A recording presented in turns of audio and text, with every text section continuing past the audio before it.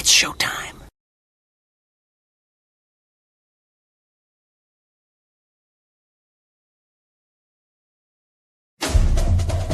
Welcome into the SEC Pub. Welcome in. It's the SEC Pub. I'm Dale. We got Chill Will in the house. What's going on, bro?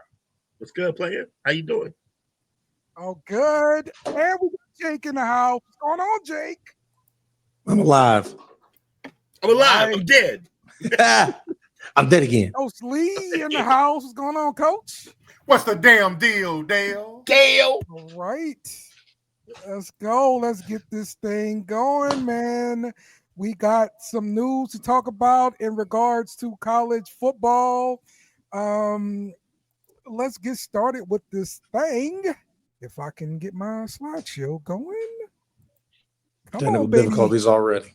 Come on, baby. Oh, we had technical difficulties when I hit the button. My computer froze up and my countdown froze on me. Struggle was, bus. Yeah, it was an adventure here. He went to the University of Struggle Bustle. Yeah. But let's start off with the rumor, the hottest rumor out there right now. Will. What I mean? They're saying that your coach will be fired as soon as this weekend. Fired. Billy Napier on the hot seat. Get him Burning. I'm at a point now that, like, I've seen enough out of DJ to know two things. One, he still has immense potential to be a great quarterback.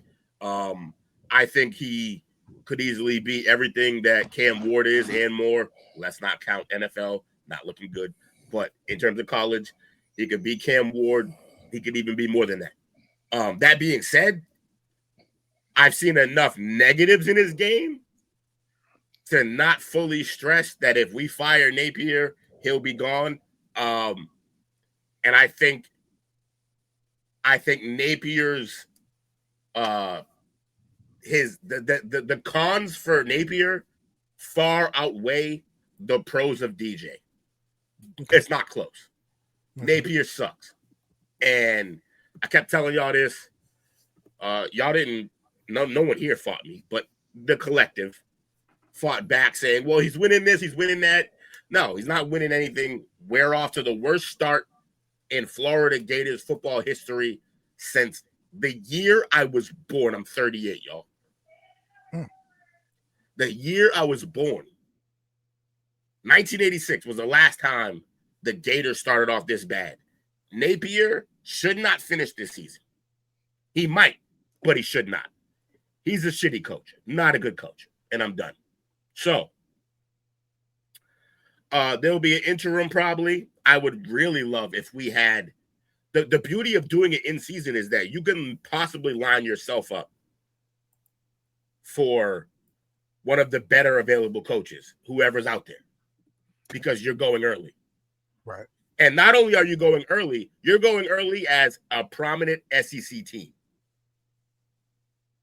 which means if we're talking about Power Fives and we're talking about the best of the Power Fives, the best job currently on the market is the Florida Gators job. Now, it's not officially on the market yet, but I promise it will be. Everyone who's a coach who wants to be something, who wants to be a great coach, who already is a good coach and wants to be greater, they're all looking at this job right now if they're smart. But how did you guys land on Napier last time with it being a prominent opening? I think we jumped the gun. Okay.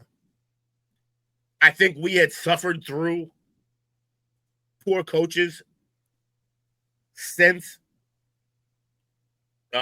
what's his name? Who went to Ohio State? Urban Meyer. Since Urban left, we had been like juggling coaches, trying to figure it out. Yes. You went and got the guy like from Colorado State or something like that for a while. Right. And I think once this opportunity was up, we looked at our team and we were like, roster's not terrible. Napier, not awful. I don't think he's an awful coach. I just don't think he's an SEC coach. I think he's a great recruiter. That's it. Huh? I said, I Yeah, think he he's is a a good great recruiter. recruiter. That's it. Great is a strong word. He's a I good just recruiter. said good recruiter. That's what I said. Yeah, Yeah, but good recruiter. I mean, in fact, he got DJ. He got the wide receivers. You got the defensive line. You got. I mean, you got some pieces, bro. Great line, Pete Alla. Great line. I would argue that none of the defense is on him. People come to Florida because our defenses are always good, no matter who we actually have coaching. Our defenses are always pretty solid. So when the defense comes, I'm not going to give him love for that scouting. Maybe a little because he still does something, but it's about the offense. Offensively, yes. Offensively, yes, he brought in DJ. I would argue that the receivers who came, which is basically Dallas Wilson and my other man whose name I forgot, who was killing earlier. I'm spazzing right now. Forgot his name. But Mizell? Now, Mizell's another one who also came for this reason, but not him. It's this is terrible. I love my team and I can't remember. Anyways, I would argue that they came for DJ, not the coach. And so I don't really know how much our running game is okay. I love Ball. Our line is jealous. okay. Say what? Dale's jealous. Of? The running game. They just need to have to actually want to run and they'll be fine. Yeah. Because I think they have, if you were putting up both our teams up, I think they have the best back of both of our teams in Durham. But yeah, I just think I'm not a fan. Like it's time for Napier to go. So I'll shorten this by saying bye Napier. It's over. Was it Vernell Brown you were talking about? Oh yes, it was. Are you got any names you're hoping for? Maybe somebody out there. Yeah. Bring Urban Meyer back. Urban. No, Urban's not going. Urban's trying to pitch his guy. Hang on it. Shit. Damn it. Look, I already picked John Gruden. That's my pick. Oh, that's a pipe dream. It is. And I honestly don't think it'll work out, honestly. Oh, if he came, it would work out.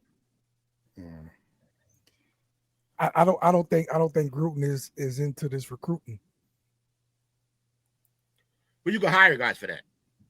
That's true. And true, also, but, you know, and also, we've seen him rapping, bro. Everybody's seen those clips. The young guys are like him. Yeah, I'm not saying the young guys won't like him. That's not my point at all. It's just this is a grind, 24/7, 365. Yeah, you but he's been out of work and he's all the time. But you got to understand, he's also been forced out of work. Yes, I agree. Which means he has an axe to grind. Which means he'll put the work in. It's just a different level of working when you talk about NFL compared to college. In NFL, there's the off season. You don't have to work. In college, there is no off season. You have to work all the time. That's why you see so many position coaches leaving. That's a misconception there. Do you think NFL coaches go to Cabo in the off season? No, they're doing plenty of shit. Yes, there were coaches that left LSU's coaching staff, went to NFL. They've come back and they've talked and they've answered those questions. They've pretty much said that. So all right. So explain why a Saban can be so dominant in college, go to the NFL and be shit, and then have to go back to be dominant and get in college. It's clearly easier in college. For Saban, it was more of a control thing, in my opinion. I think that's the problem entirely, though. What do you mean? I think the ones that fail is because of that. Because they want total control. Yeah. And it's not the same. Right. But a name's going to be able to recruit. What great names can't recruit? Right. Like Deion recruited very well. Brian Kelly. You know, early on. He recruits. They're good players. Yeah. You know, but I think it's dipped. Niggas what? I think it's dipped. he still never managed to make it into like the top 10 of recruiting Prime? classes. Yes. Yeah, because they weren't winning though. I mean, you start where you start at.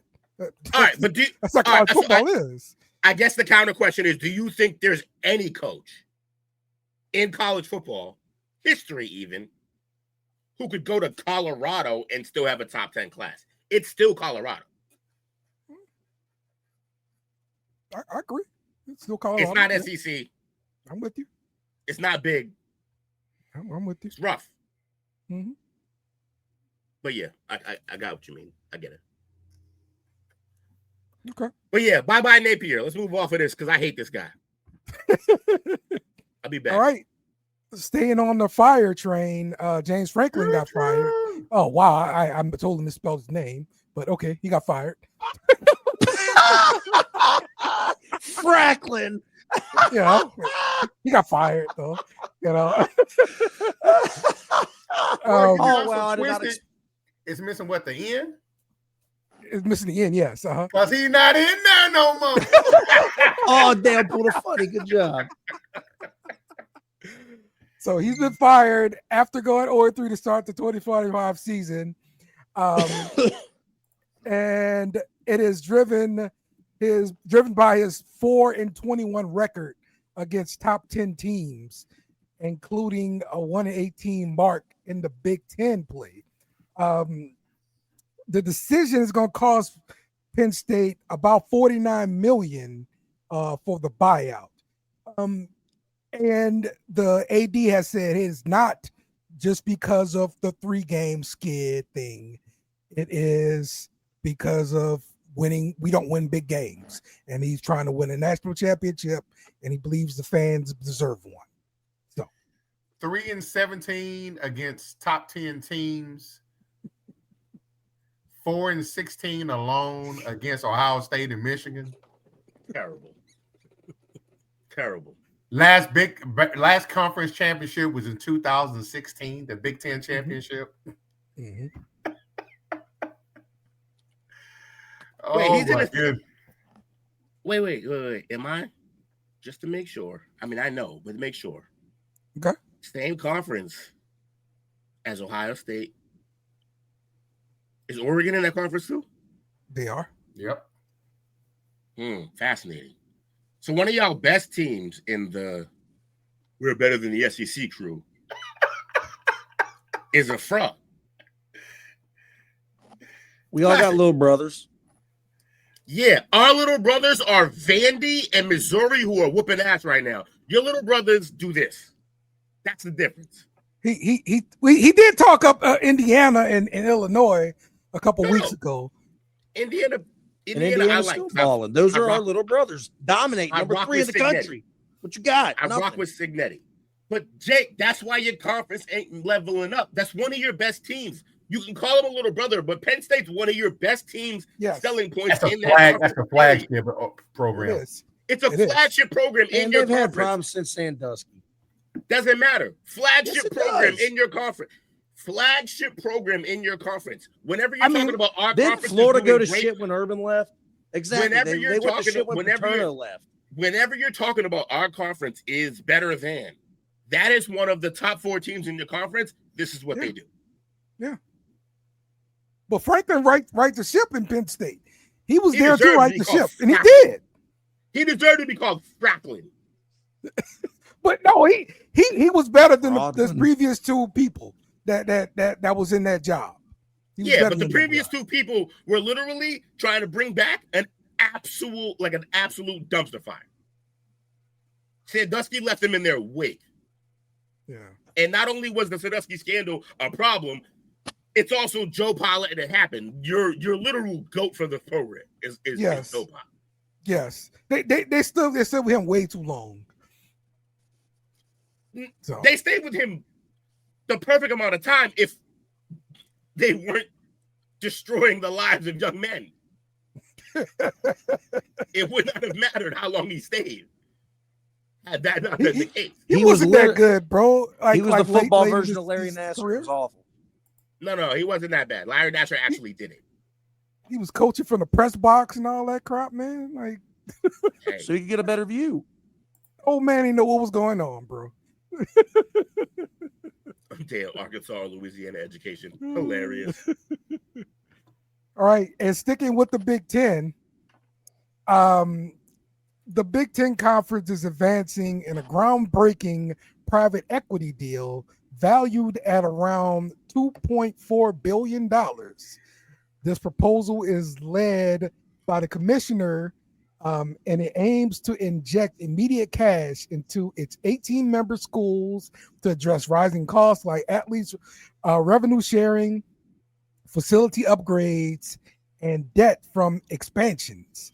Discussions have been ongoing since early 2025, with the potential vote expected to come later this month.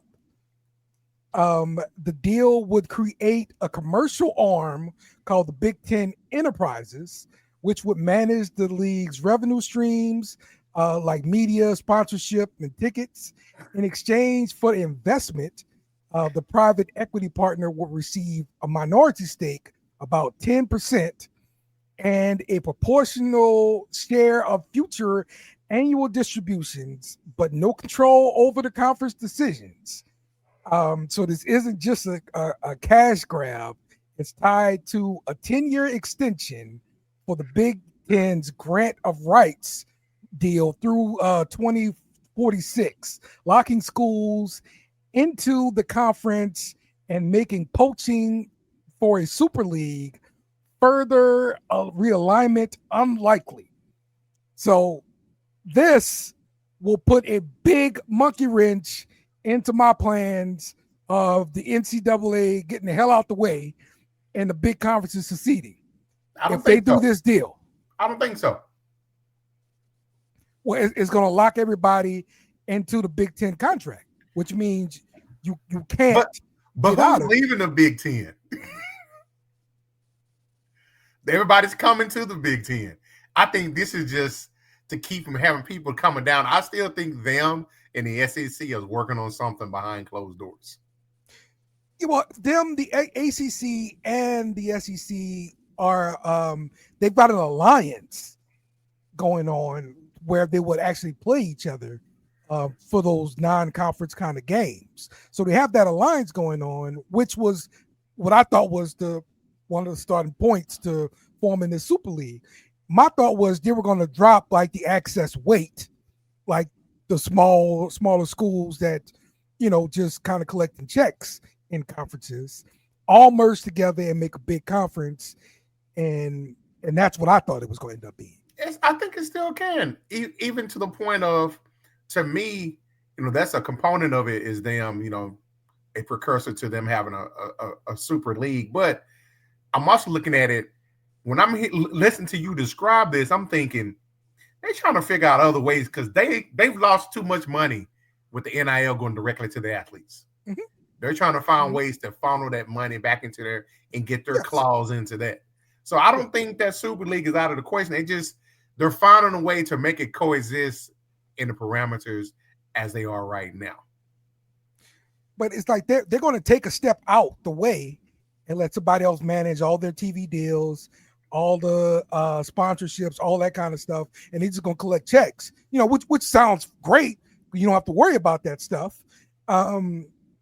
But you lose that flexibility of, all right, NCAA, I'm tired of your crap. I'm out. Because right now, the conference has got the leverage when it comes to football. Right. So, but yeah, very, very, very interesting. Also, I guess to kind of talk about the SEC a little bit, they were talking about doing jerseys with marketing on it to create more revenue for the SEC as well. So that's coming. Money. Yeah, Premier League and soccer leagues, their jerseys are littered with advertisements, and they get to pay their guys billions of dollars. It seems like. Yeah, do that. I don't care. I don't know why everybody thinks everybody cares about that. Like, will there be a little bit of annoyance when they first do it? Sure, 100%. But guess what? When no one talks about it anymore? No one talks about how the the NBA jerseys have extra logos on them now. No one cares. I was just about to say that if you look at NASCAR, it's scattered all over the card. If you look at baseball players have that patch on the sleeve. Yeah, the car thing's a little different. You're 100% right, Jake. The car thing's a little different because it kind of just looks cool. Like, you get different prints. You can make whole cars look like a Jordan symbol. And they make like, tons of money off of die-cast cars, and all those logos are on those cars. Right. And the fact that you can change them, like, you can change the logos on a jersey, but you still got to place them in the same way, and they still got to be mostly the same color scheme. With a car, you could just, we're just going nuts. Whatever new sponsor we got, slap that shit on. Like, we just put it wherever you want. Yeah. Like, Right. yeah. The UFC fighters used to have them all. The UFC fighters used to have them all over the trunks. All the shorts. The shorts, yep. Way more fun. The only thing that those hey Dale, honestly, the only thing that those sponsorships look stupid on is a wrestling ring. No, they look good there too. You're just being a purist. You're being the guys that we're talking about with the other sports. It doesn't. No one cares.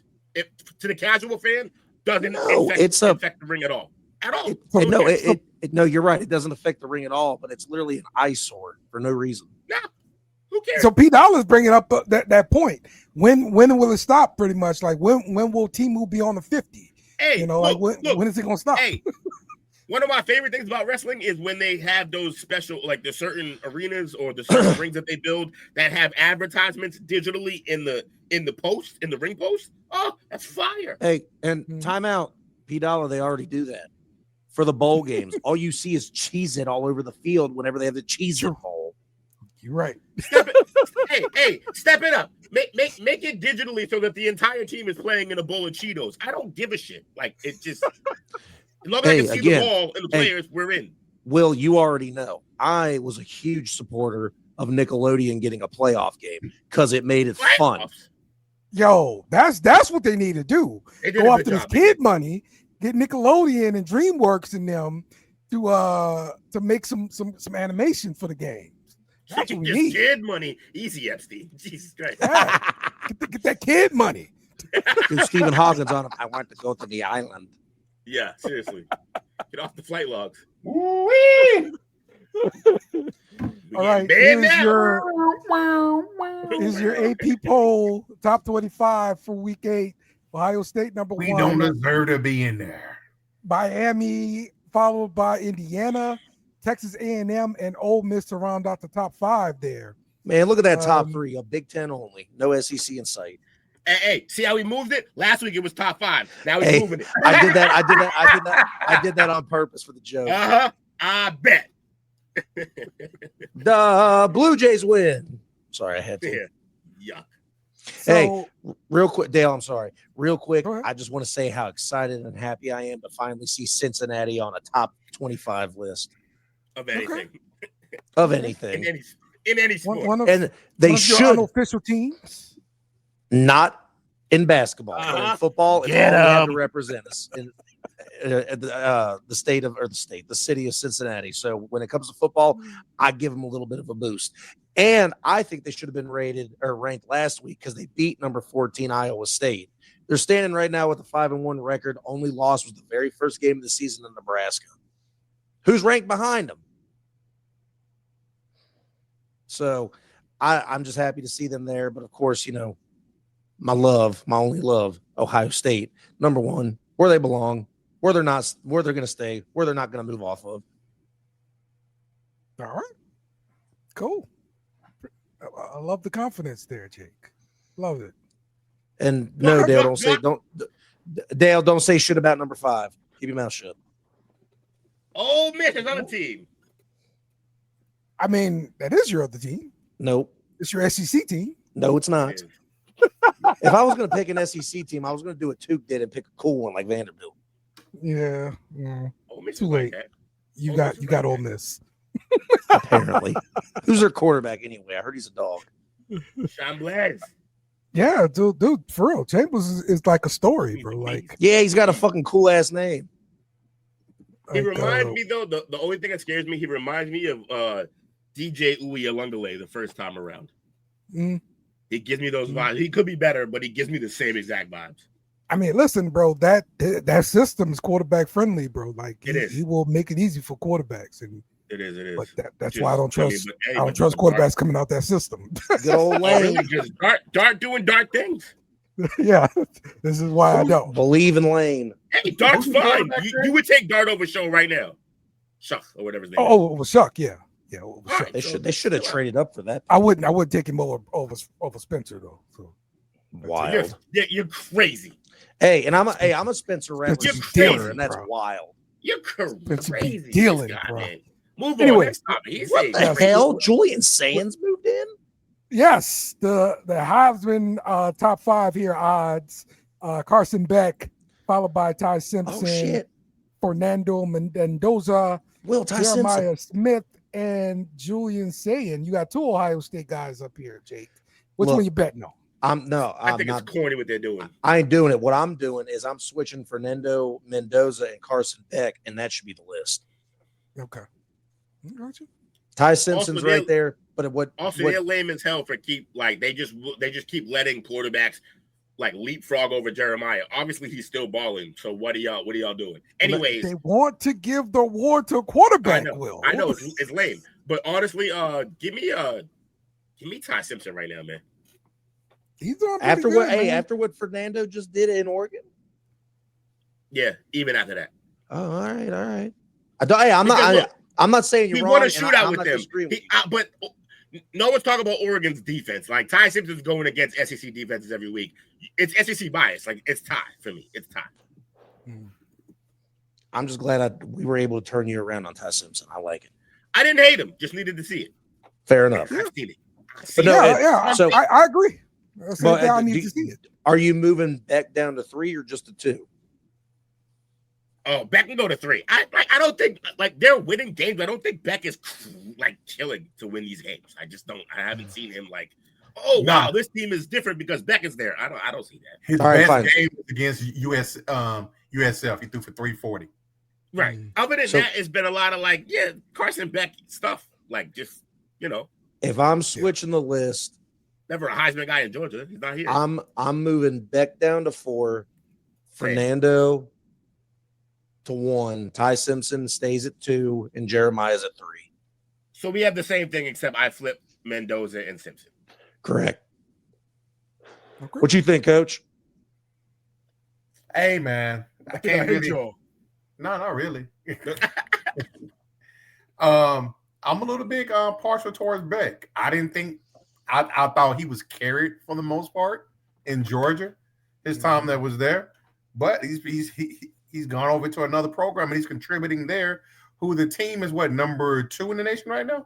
Yes, correct. Mm-hmm. And he's and even though the wins, he beat Notre Dame when they were number 6. I digress. Such Florida when they were 18 and Florida State when they were 18. So he's beaten some top programs so far. I think he beat the top, were they good programs though? But he did beat them. Yeah. He did beat them though. He beat them. And they were good when he beat them. So he's got 13 touchdowns to 3 picks. Okay.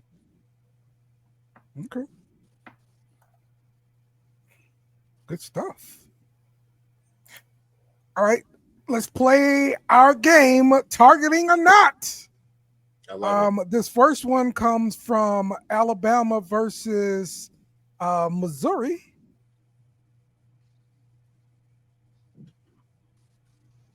There we go. So what do y'all think about that? Wait again. Okay. Is there another angle? No. This is not the review area. So this is not Secaucus, New York. I get it. All right. This is all I got. I think it's green as hell. I don't think this is targeting, but it is a defensive receiver. Okay. I don't think this hit should be taken out of football. And I'm a receiver, saying that. Yes. Okay. Coach? I think it's the quarterback's job to protect you from getting killed like this. I don't think it is, but I'm pretty sure they called it as such. I don't think it's targeted, but I do think it's defensive receiver. Yeah. What Coach said. Jake, what you got? Okay. I'm with exactly what Coach said. That's what I said. This was flagged for targeting. Wow. Yes, sir. And the I mean, he next targeted one, a human for sure. I forgot what game this was. I don't know, but it was the at quarterback 240 like gets lit up.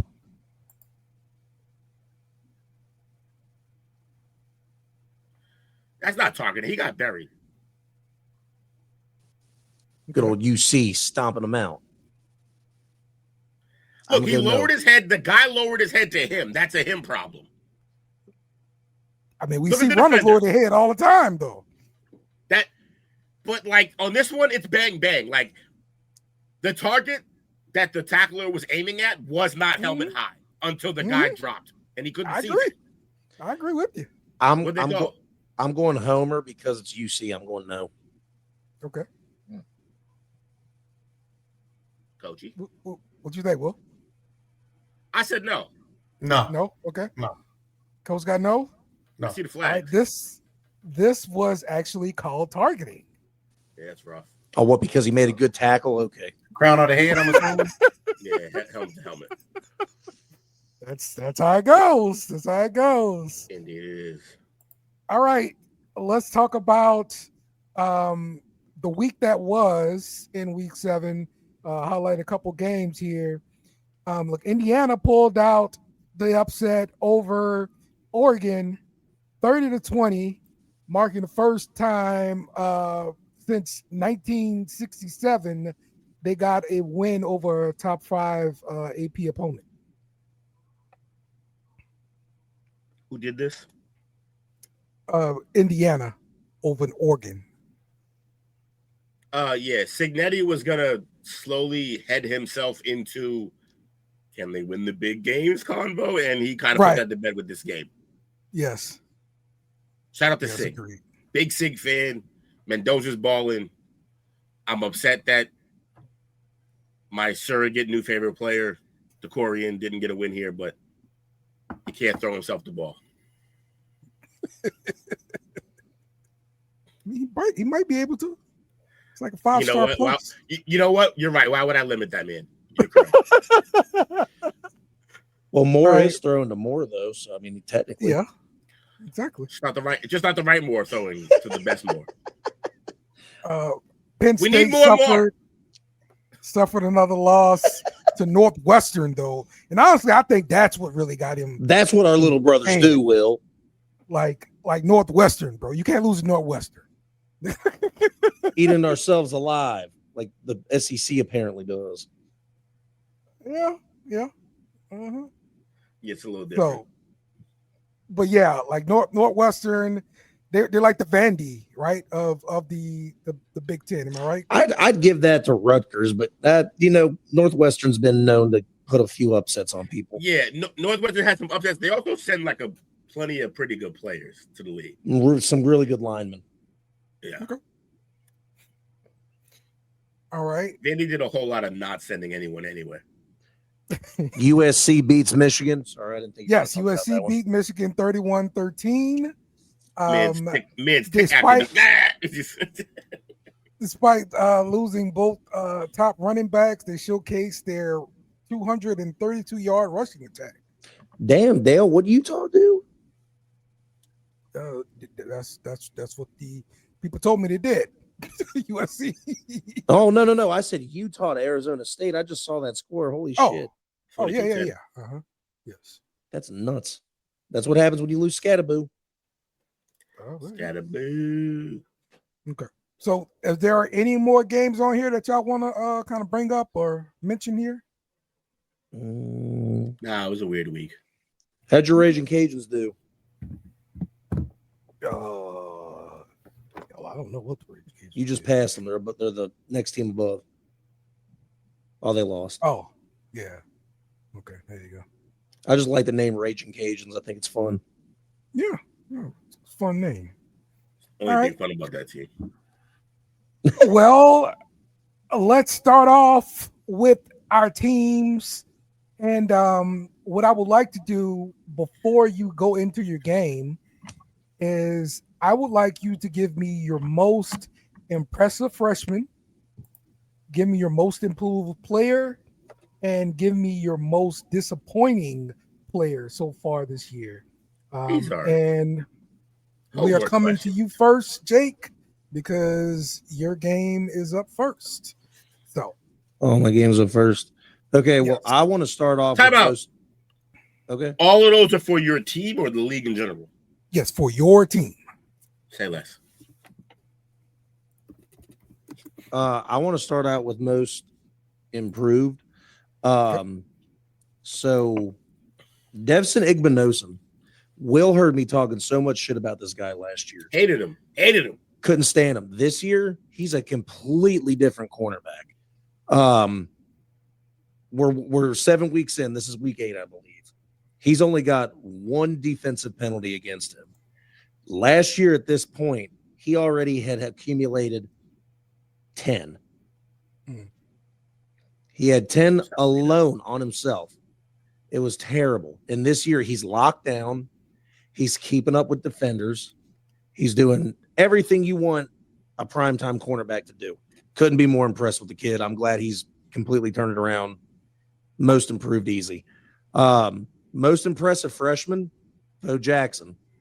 He took the starting spot straight from Peoples. Donaldson still has a big part in the game when it comes to goal line. But Bo Jackson's come out of nowhere, and he's running the ball like crazy.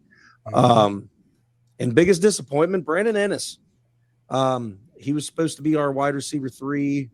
Whenever Tate and Jeremiah is not getting the ball, Ennis is supposed to be doing majority of the work. He's supposed to be doing good on punt returns, this, that, and the other thing, and he's been absolutely non-existent this year. So I'm pretty disappointed in that because I was expecting a lot more from him. Other than that, I like it, Jake. I did my homework. As soon as you said that, I started doing some research. Good stuff, Jake. Appreciate that. Okay, well, with this game, Ohio State heavily favored to win, having won 10 straight games, while Wisconsin is struggling with a 4-game losing streak. Ohio State is a 14.5-point favorite. Total for this game, 49.5, Jake. Yeah, we're not doing – apparently Ohio State don't like playing at noon no more. This game's at 3:30. I hate that. I like the noon games. It gives me something to do in the morning. Wisconsin struggling. They were coming in this year highly touted and was going to have a good team, and they're sitting 2-4, not fun. But any away game in the Big Ten's tough. We're going to the place where they love to jump around at halftime. I never underestimate Wisconsin. They've been a thorn in our ass in the past.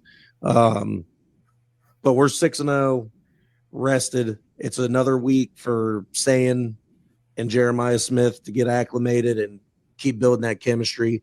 Carnell Tate's a dog. Our defense is still the best defense, and I think getting Matt Patricia as our defensive coordinator was the smartest thing you could have done.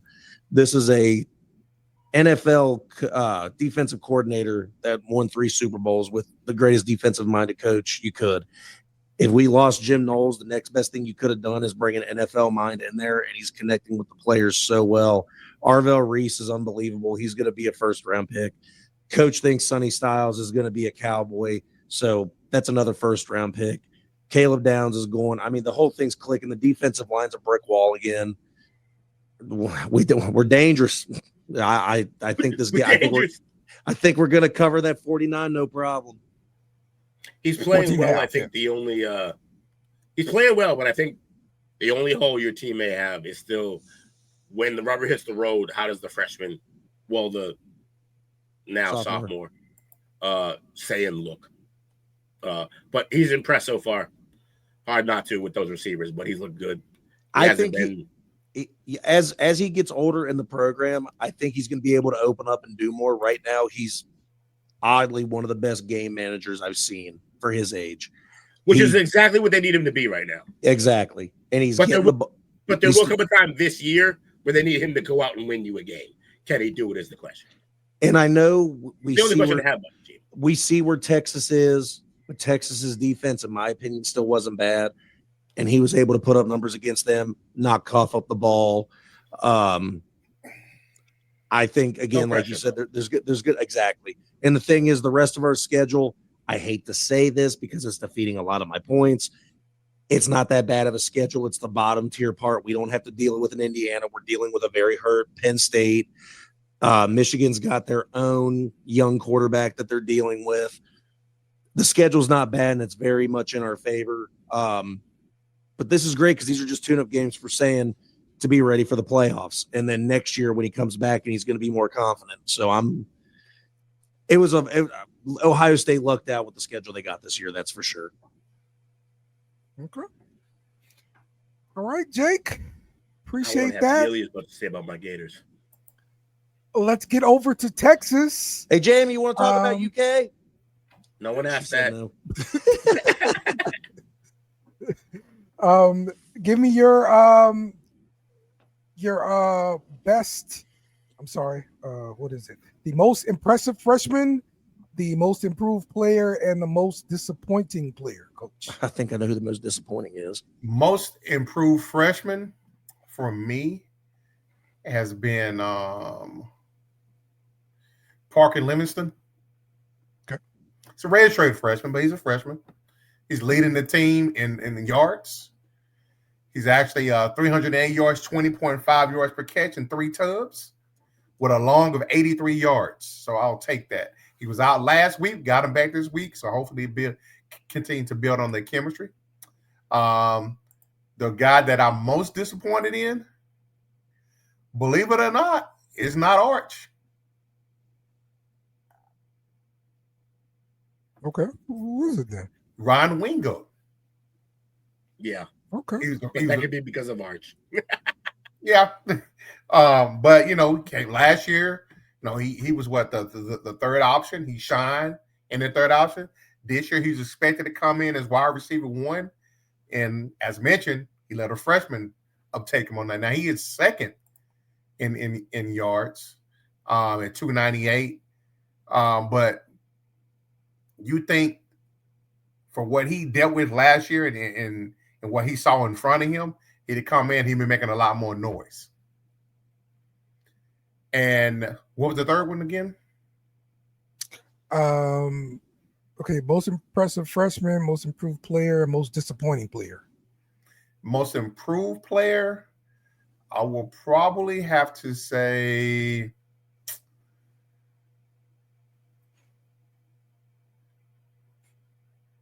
it's kind of a toss between Muhammad, even though he's been out a couple of weeks. But you can tell when he's not in there, that secondary is really exposed. Taffy's still back there, but with Muhammad not being in there to help solidify that, yeah, I'll probably say he's my most improved. So most improved, Muhammad, disappointing, Wingo, freshman sensation, Livingston. All right. Cool. All right. Texas enters this game with a 4-2 record.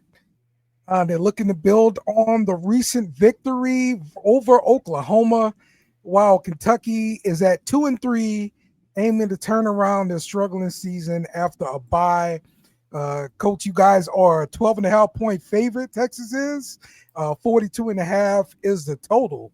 What do you expect to see, Coach? I expect them to cover. I probably would take the under. And I think you're going to see a little bit better ball out of Texas. They the dead weight's starting to kind of shake itself out. They got 2 guys who've already have left the team. Yeah. One of them was a DB and return specialist, and the other was a running back who came in as a 4-star last year, but he's had a case of the Fumarooskies, and he's been supplanted on the depth chart by a freshman.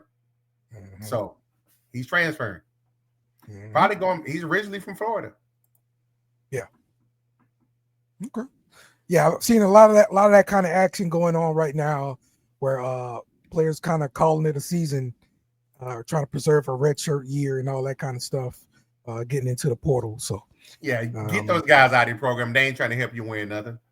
Yeah, absolutely. Absolutely right, Coach. All right. We're going over to Florida. Will. Florida. I need your most impressive freshman, your most improved player, and your most disappointing player.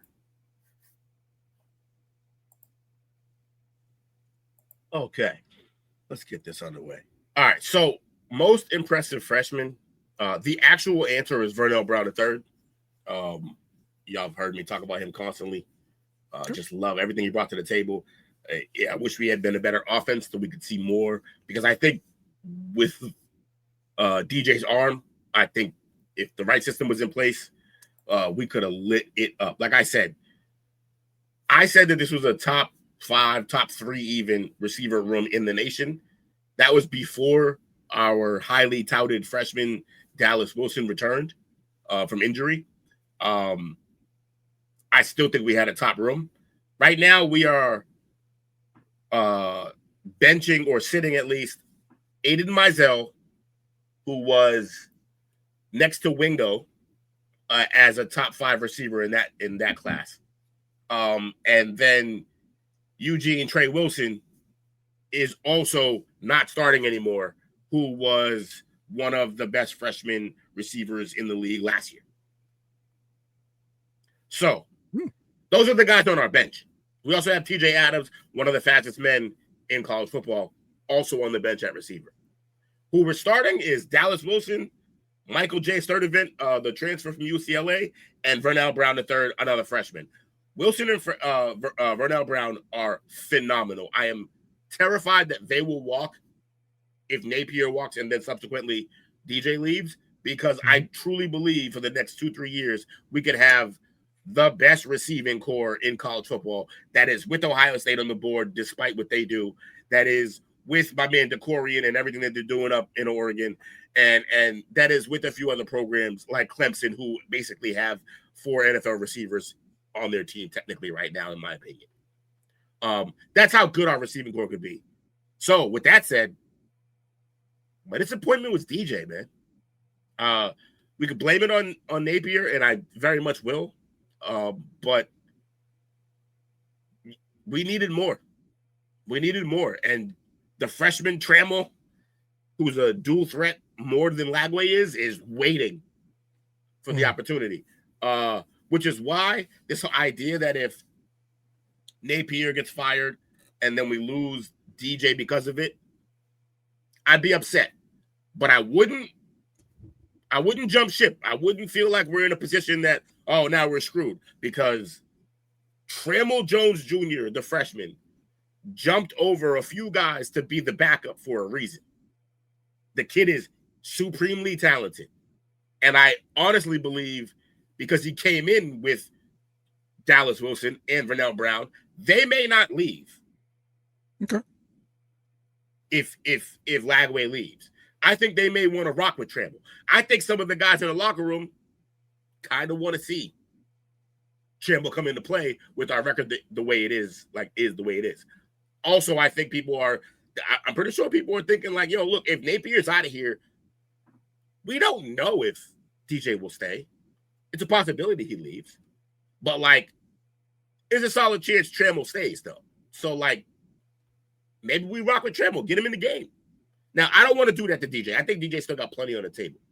I still think he offers plenty.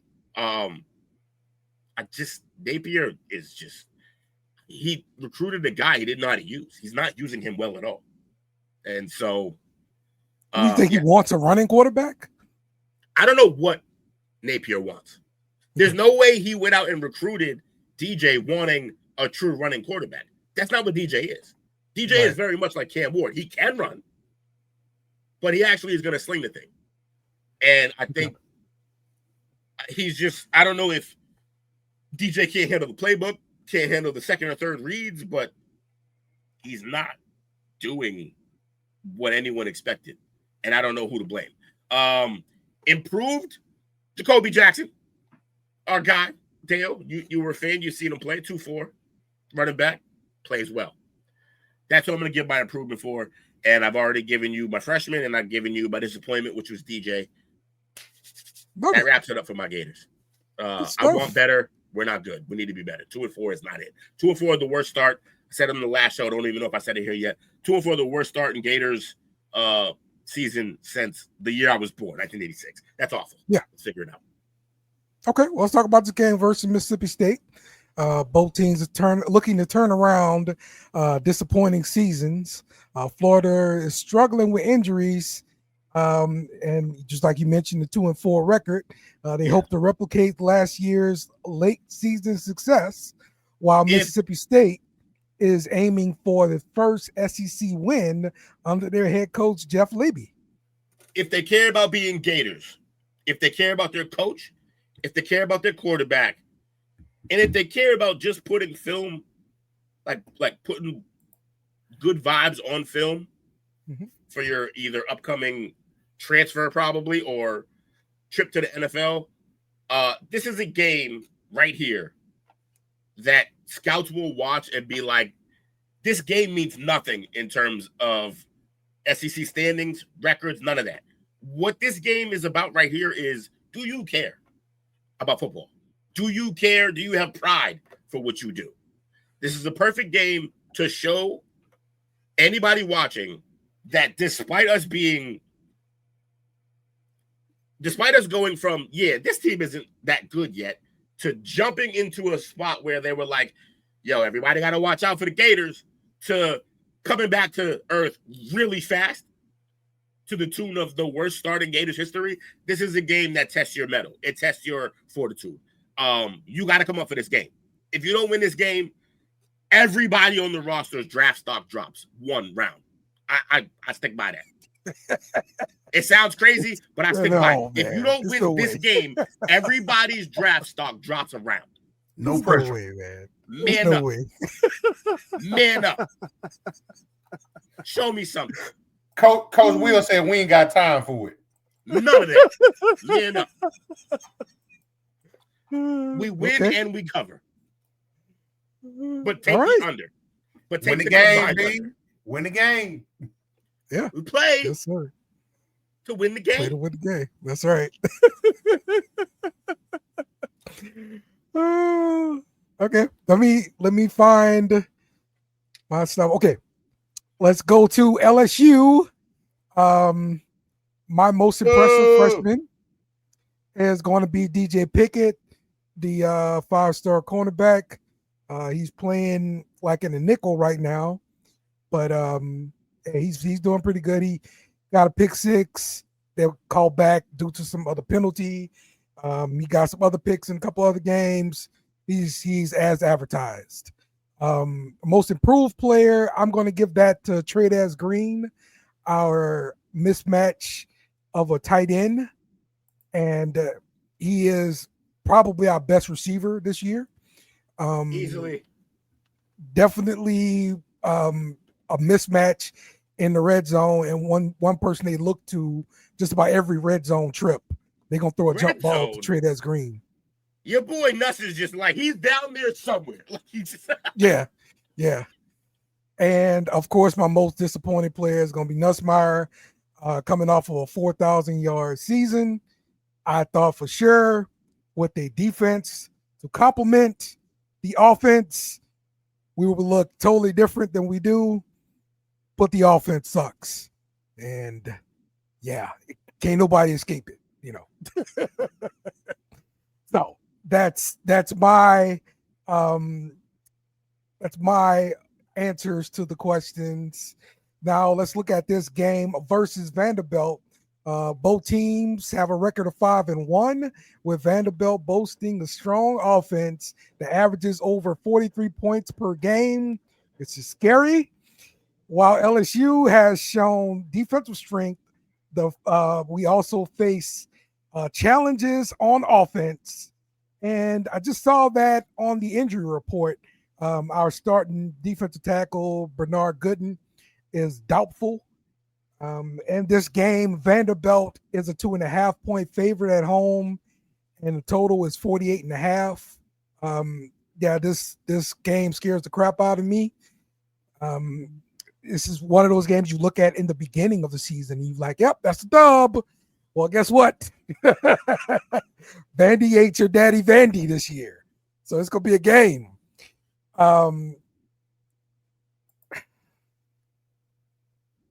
I'm just really concerned about the offense. The good part is last week the offense did put together something better on the running game. I saw Brian Kelly with his play call sheet. He's dipping his toe in this thing. He gonna mess with it, but he is the most experienced play caller on the team. We got a bunch of young guys in play calling positions. So I kind of welcome this because we need help in the running game. We've got to run the ball better. We still got a right tackle that absolutely sucks, and Brian Kelly's sticking with him. Maybe he's right, but that dude suck. He is like rated 30s in PFF, like the lowest graded pass blocker, lowest rated run blocker, that right tackle, and he's committed to starting him. Brian Kelly says we're just gonna have to deal with some of the pain of his growth. Hopefully the guy is right and I'm wrong, but Vandy's offense scares me. I know they're gonna score early, quick, and if the offense cannot keep up, we're gonna be in a world of trouble. I'm still gonna stick with LSU to win this game outright here. So, all right. Only being favored 2.5 against Vandy is just a wild screenshot. Like Vandy at home, bro. Vandy's at home. No. This ain't your daddy Vandy. And normally I'd be taking a shot at you, but I'm not. That's actually just love for Vandy. Yeah. Shout out to Vandy. Yeah, real talk.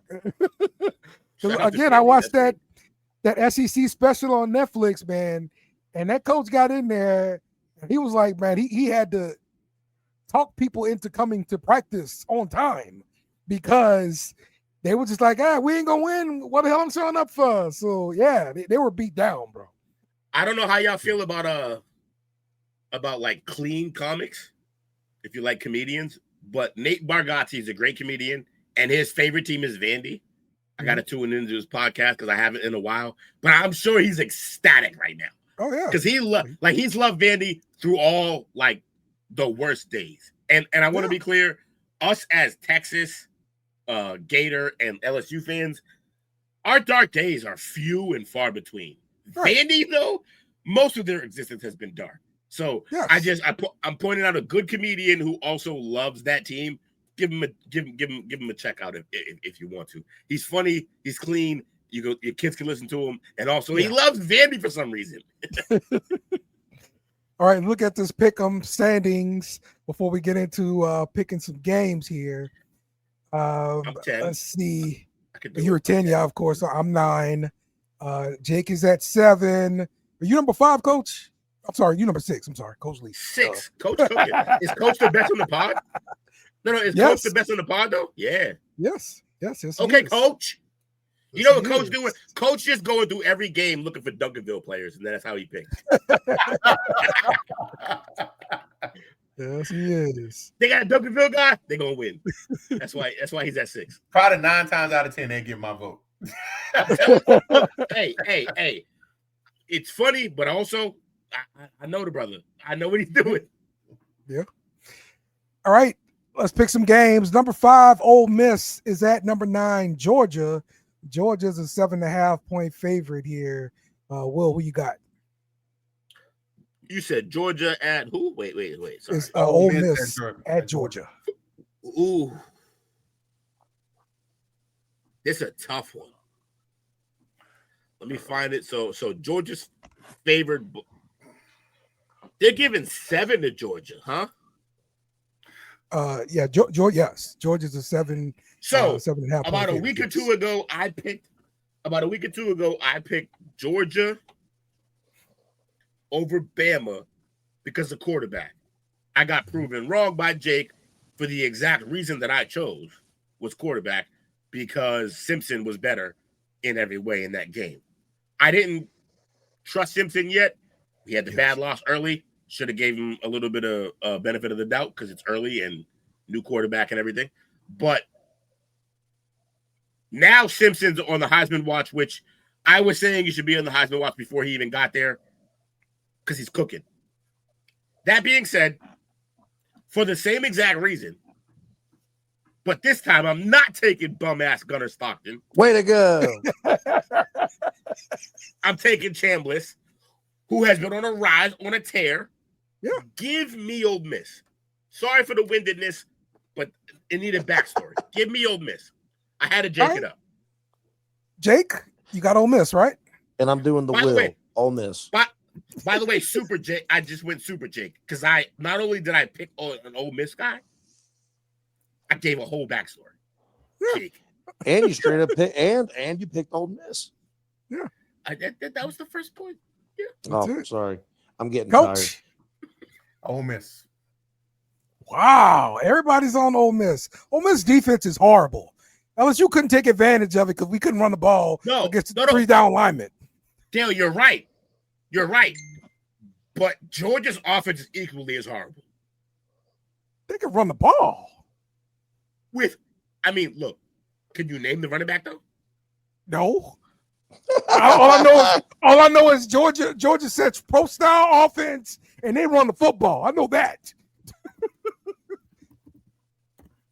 That's why I'm picking Georgia. The league we're in, defense is at a premium, but Their leading rusher is 315 yards rushing. Okay. All right. Give me Georgia. Chauncey Bowens. Rough. Chauncey. Chauncey is a great name. Not only is it a great name, it's a great name in Black history. Just Chauncey. Yeah. It's a good. Number 11, Tennessee at number 6, Alabama. Alabama is a 7.5-point favorite. Will, what you got here? You're going to see a trend now. One of the number one Will traits is if I'm wrong about a guy, I then love the guy. Okay. Ty Simpson. Ty Simpson. Bama. Feel you. Jake? Ty Simpson.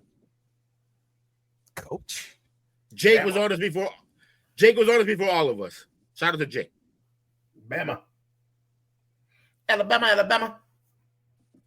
All right, we're going clean sweep with Alabama there. Everybody drink up. Oh, wait, wrong show. Sorry. The last one I've got, number 20, USC. At number 13, Notre Dame. The Golden Domers are a 9.5-point favorite. Oh, one of the oldest rivalries. Give me USC. Give me SC. So, two of y'all pick SC already? Dale, pick for me. He hates I'm going both Notre of them. Dame. Yeah, I'm going to split the crew. I'm going to go. Threw up in my mouth. Notre Dame. All right, we'll leave it to the chat to decide. Oh, wait, that's the chop up. My bad. Also, wrong show. We're doing great. We're doing great here. All right. Cool. All right. Well, look, that's the end of our pick 'em there, man. And you guys make sure you get your picks in. Hold on. So you can what? Did we do an actual pick? You just talked about LSU. Did we do an actual pick for that game? It's an SEC game. Okay, sure. Well, we could pick that game if you want to. We should. All right. I don't. Let me see. Let me see. Go back. Let me go back. I'm sorry to derail, but that's an important game that you just like. I'm fine with picking my game. But that's what makes it weird that you glossed over your team versus a great SEC team run right now. It's almost like you didn't want to put this under the spotlight because you're scared. Vanderbilt is a 2.5-point favorite. The total for the game is 48. I love that he powered through it. It made the playing pick better at than he Vandy? powered through it. At Vandy?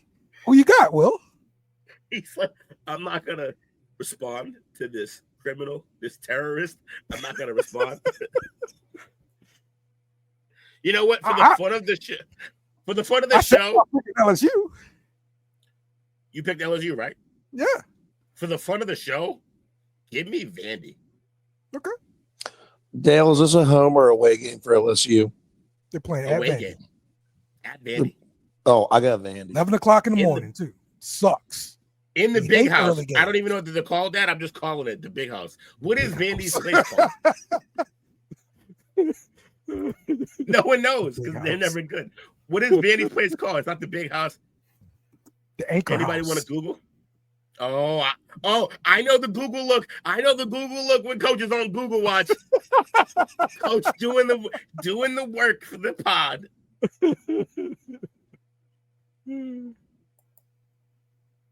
Shout out to the 73 watchers. Yeah. We can see who's watching. We got 73 eyes right now. We appreciate y'all. The whole chat. You're not People talking. come through for the I pod. wish. Yo, can I ask you? Is it because you're terrible with engagement? Why doesn't the BS and Beard viewers are always in 70s plus, but the talkers we haven't got it. No one says a word. No, they don't feel loved. I get a couple of people chiming in after on the beer run. I mean, the beer chaser after games. They get plenty of comments on the wrestling show. The wrestling show, yeah, definitely. I'm just saying, can you persuade There your? you go. There you go. They out there. Yes. It's the meanest, best bit we have going, and I love that our chat always buys in. But seriously, there's 73 of y'all watching. Twitter, Twitch, wherever you are, speak up. No way you're watching this for the love of our faces. Not a lot of great faces on this. Yes. So I'll use the graphics. Say something. We'll respond. All right, just know, BS and Beer chat, just know when we're all here, we're going to interact with y'all. Dale might not. The origins of this podcast, Dale might not. Tuka's probably listening to Jay-Z. Just somebody lock P. Dollar up under the jail. All right. Did you find an answer, Coach? It's very underwhelming, like the program itself. The stadium is the First Bank Stadium, but the field is just known as Dudley Field. There's no other nicknames. There you go. Fun fact, I forgot what he was even researching. You want the nickname for the stadium?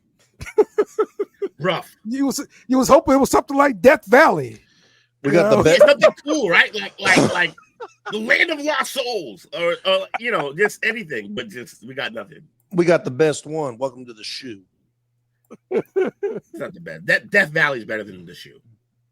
It's just weird because we have no horse type of anything, and they shape it like a horseshoe. It is weird. Why are you a shoe? I don't know. It made sense for the Longhorns, though, I guess. No, Longhorn. What's the Longhorns' place? No, I said when they came to us. But I don't know. What's y'all nickname stadium for your stadium, Coach? Don't have one. What? There we go. Land of sadness.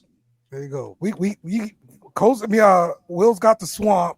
I got Death Valley. Jay's got the shoe. Coach got nothing. It's because everyone there has swamp ass. Not a lie. Not a lie. You say, the swamp for Florida, Death Valley for Clemson and LSU, the big house. Yeah, Clemson needs to drop that crap. All right. Yo. All right. So hear me out, Dale. Hear me out. Don't just label me initially as a hater. Just deal with the facts that I present first, and then judge what I'm saying. Okay.